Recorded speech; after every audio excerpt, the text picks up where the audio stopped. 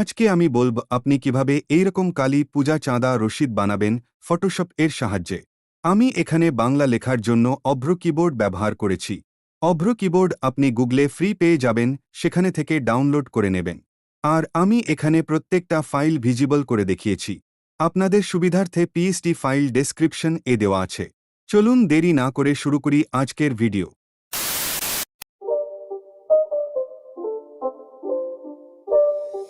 It's not a game, it's a rich thing.